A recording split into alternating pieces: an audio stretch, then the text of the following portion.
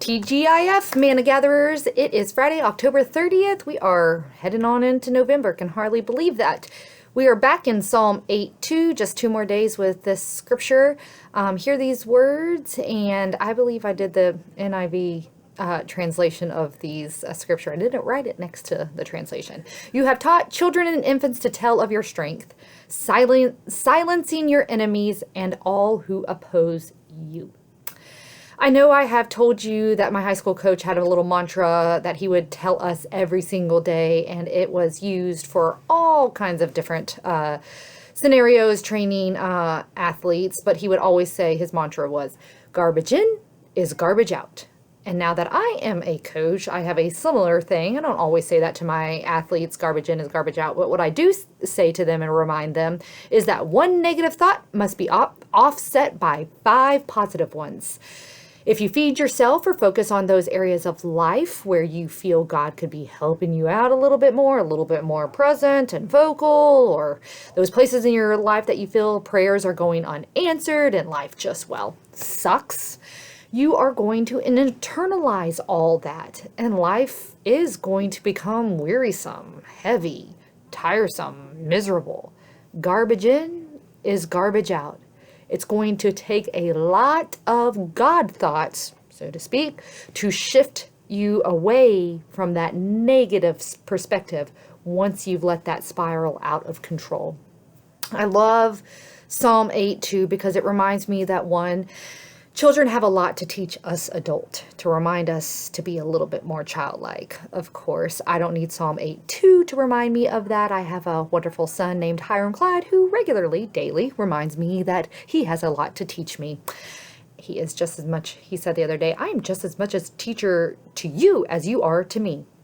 Thanks, son, you are. But the second way I love Psalm 8:2 is that it reminds me that children are just naturally dispositioned toward the positive, to seeing all the good, to being people who naturally are be people of praise and laughter.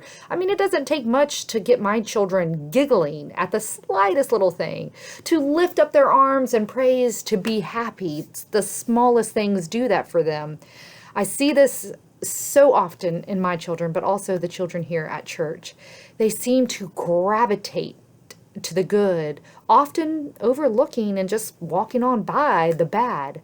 We often, as adults, get hung up on the bad and not able to move towards the good. These children I observe and I'm reminded about in Psalm 8:2, they are fed by the good. And because of that, they are better at seeing the good in bad situations.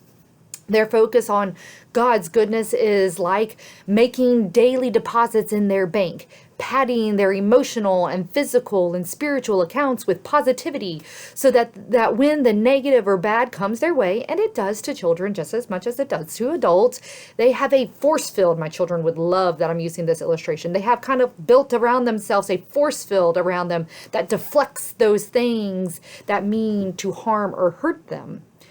They may wobble a little bit or get bumped or bruised, but they're not completely taken down, not completely knocked to the ground. Hiram Clyde and Grady came home from church 2 Sundays ago singing that old kid's song, "The wise man built his house upon the rock. The wise man built his house upon the rock. The wise man built his house upon the rock, and the rains came tumbling down. The rains came down and the floods came up. The rains came down and the floods came up.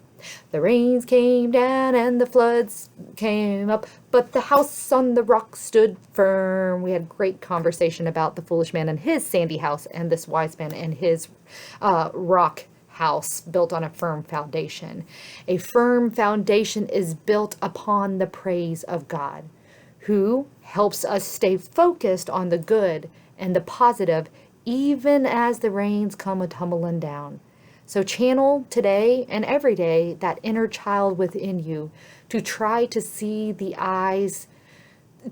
world through the eyes and also the wonder. Read all of Psalm 8 because it does truly talk about the wonder of the world, the good of the world, and try to channel that childlikeness within you that sees the world in such a way and sees your life in such a way.